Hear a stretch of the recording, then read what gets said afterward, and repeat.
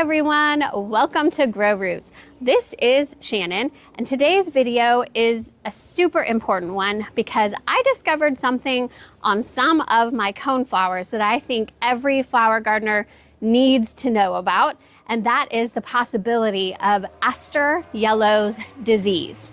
So coneflowers can get a misshaped petals and some kind of weird looking growth coming from the centers of the flowers. And when you see like misshapen petals or something weird going on with the centers, you need to know that there are two different diseases that can cause that. And it's really important to determine which disease your coneflower has, because one is incurable, very contagious to many other plants, and you've got to dispose of it immediately, the entire plant, if you have it. So we'll be talking today about coneflower rosette mites, which if it is coneflower rosette mites, it wouldn't be the worst thing in the world. And I'll tell you all about how to treat that and what that is.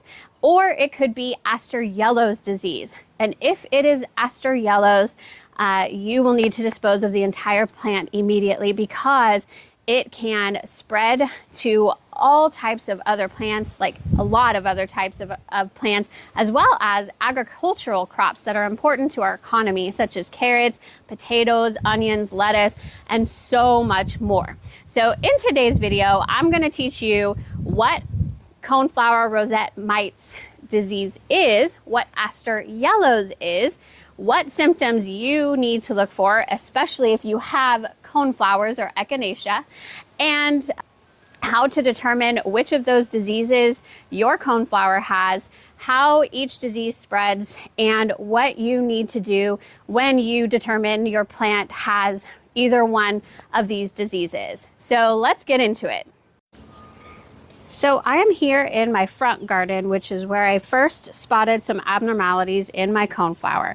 But while I'm showing you what my coneflowers look like right now, I will explain coneflower rosette mites. Coneflower rosette mites are caused by, you can guess it, the coneflower rosette mite that is a type of I'll put it on the screen. It's a type of mite. Actually only has two legs, and it gets into the cone of the coneflower. It only affects coneflowers, and then it causes some tufted growth, and then it causes missing or deformed petals. Unlike Aster Yellows, which we're going to talk about, it does not affect the entire plant. It only affects this cone part of the plant, and then it causes missing petals and distorted petals, but typically the petals will still be this somewhat of the same color that they're supposed to be, and then it doesn't affect the leaves, which, you know, the leaves appear to be healthy with coneflower rosette mites, and it doesn't affect the rest of the plant. Generally, it just affects the seed production or the cone of the coneflower. And then if you notice that, if you determine that this is indeed coneflower rosette mites, then the treatment would simply be just to prune off the affected flowers. You wouldn't need to worry about the rest of the plant because the rest of the plant is unaffected by the mite. And so by cutting off just the flower that's affected, you're hoping to get rid of that mite. You definitely don't want to compost these flowers. You want to bag them up and put them in the trash and dispose of them properly. And then watch all of your other flower buds that bloom after you prune this to make sure that they don't have, you know, the same mite problem, the same growth inside the coneflower.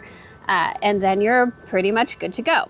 Now, Aster Yellows is a little bit different. So Aster Yellows, you're still going to see some weird things coming off of the cone for sure. As you can see, like this, let me get this guy out for you. This guy definitely has something going on. This is not normal. This is a green growth that is coming from there. And with Aster Yellows, you're gonna see, like, it looks like a bizarre, like, alien kind of thing coming out. It'll have like multiple growths, and like almost like an entire new flower is growing from from the cone of this flower, you're gonna see on Aster Yellows, the petals will actually turn yellow or green. You're gonna see stunted growth with Aster Yellows, and then you're gonna see the leaves, you know, they're not looking good. The whole plant is affected. It does not look healthy, and that's how you can tell if you have Aster Yellows. Now, if you determine that you do have Aster Yellows, then you, unlike coneflower rosette mites, you have to actually pull up the entire plant, roots and all, get every single root, bag it up, do not compost it, and then you would need to throw it in the trash. And again, the reason for that is because of how these two diseases spread.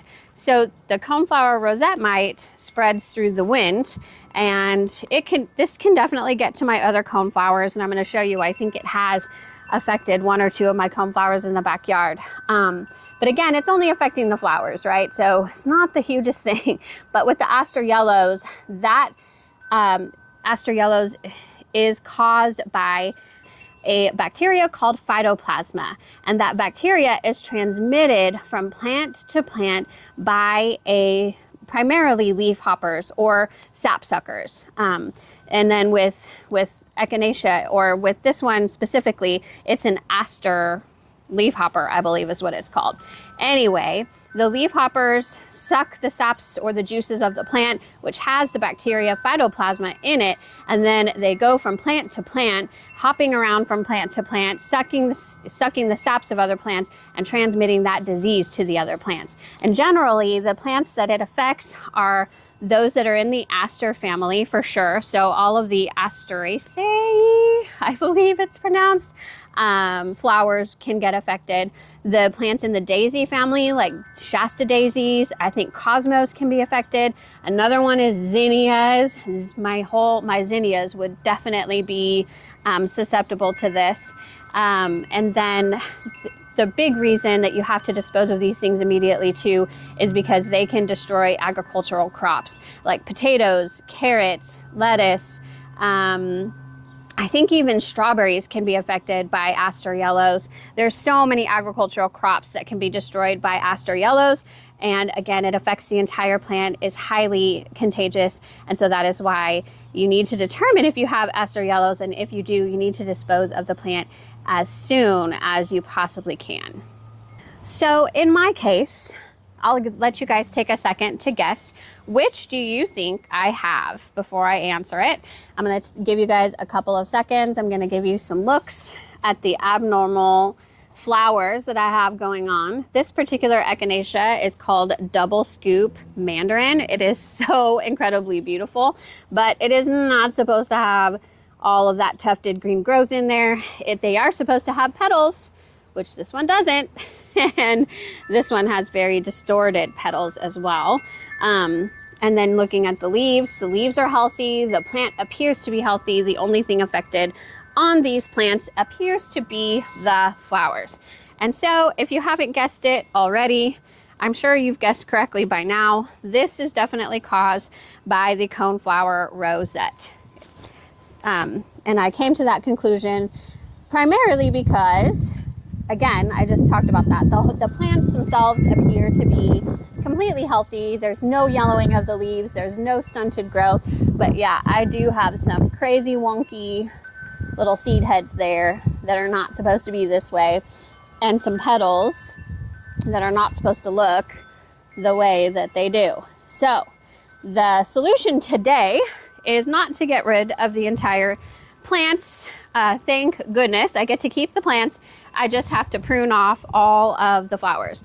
And after you prune off all of the flowers that are affected, you have to definitely clean your pruners with, rubbing alcohol, bleach solution, anything that you use to disinfect your pruners. Make sure that you're doing that so you're not spreading it to your other coneflowers. And lucky for me, the other great part about the coneflower rosette mite is that I don't have to worry about the other plants. I just have to worry about my other coneflowers.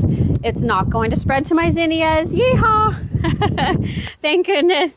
And we are saved for the day. But if you do have coneflowers, if you grow coneflowers, you just definitely need to be aware of these things, because Aster Yellows is definitely a common thing, and coneflowers are particularly susceptible to it and are often like plant number one for spreading the disease. So we definitely need to know what Aster Yellows is, what coneflower rosette mites are, and to determine if your plant has those things. So let me show you the backyard. I actually haven't closely looked at, I saw these yesterday, and so those are definitely going to get pruned, but I'm going to look at some of my other, I have many types of coneflower in my backyard. So let's just go really quick and see if they are affected as well. Okay, so coming over here, I actually have 3 Cheyenne Spirit Echinacea, and they can be like yellow in color, orange in color, or this raspberry color. So I have a yellow one here, which this little petal looks a little bit distorted, just very slightly, but the center of the cone looks perfect. But I did see this. Look at that. So this particular flower, I don't see a lot of tufted growth in the center, but I do see missing petals, and petals that appear to be like, this could just be a new one coming out, but I don't think it is. You look at this one and there's just a couple of petals that look kind of wonky. This one definitely looks wonky. I see a little bit of green tufted growth in there, just a little bit, and those petals definitely don't look quite right. Yeah, this one doesn't look right either. There's no petals at all. So I am thinking, and then looking at the rest of this plant just to make sure it's not Aster Yellows. It's definitely not stunted growth. It's huge. I think the plant itself is doing well. So I think it's the coneflower rosette mite. And then, however, look at this, you guys. That's literally the insect that spreads the Aster Yellows is right there. That's a leafhopper. There, Mr. Leafhopper.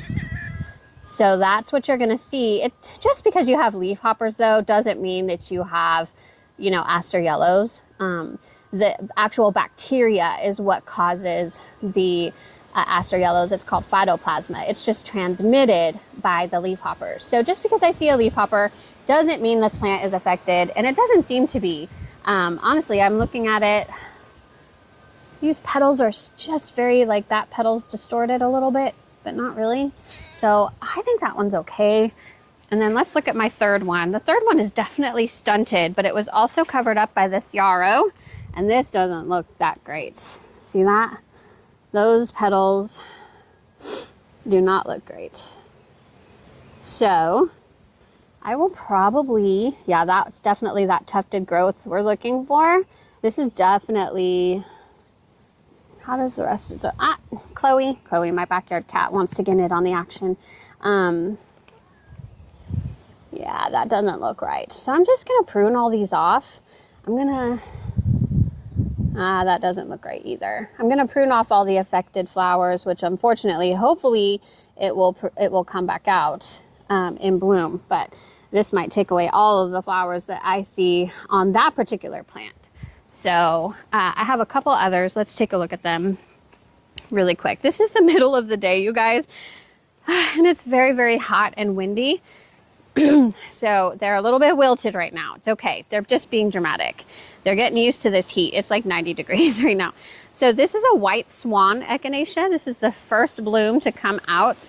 Do you see how perfectly symmetrical those things are? There is no worries about that. And yeah, that's kind of why I have to get rid of it on the others, because I don't want it to go to the ones that are just now budding out. But this one appears to be just fine. Let's look at an Echinacea powwow. This powwow Echinacea definitely has some missing petals, but I don't think it's because they weren't formed. I think it's because they were eaten. Do you see that? So those were just eaten off. The actual cone itself looks great. All the other ones coming out look pretty good, pretty normal. And then this is another powwow. Looks totally fine to me, honestly. All of those look pretty good. And then that's an Echinacea purpurea. over there. And again, all of those look pretty good. So I think we're doing good. I think I got to cut some of those Cheyenne Spirit ones. But other than that, others appear to be unaffected. So again, I hope you found this video helpful. I hope that you'll subscribe to my channel so that you can see so much more. I do garden tours, gardening videos, garden maintenance, all about all kinds of flowers. I talk about our Texas heat all the time. So if you're from somewhere that's super, super hot, please stay tuned and subscribe to my channel. But to follow up, I'm just basically going to cut off and prune off all of the flowers that appear to be affected. And I'm so, so happy that I don't think I have Aster Yellows, but I will continue to monitor just to make sure for this entire gardening season. Well, I hope all of you enjoyed this. Comment down below. Have you seen Aster Yellows in your garden? If you have, what plants have you seen that on? And then have you noticed the Coneflower Rosette mite as well? I'd love to know.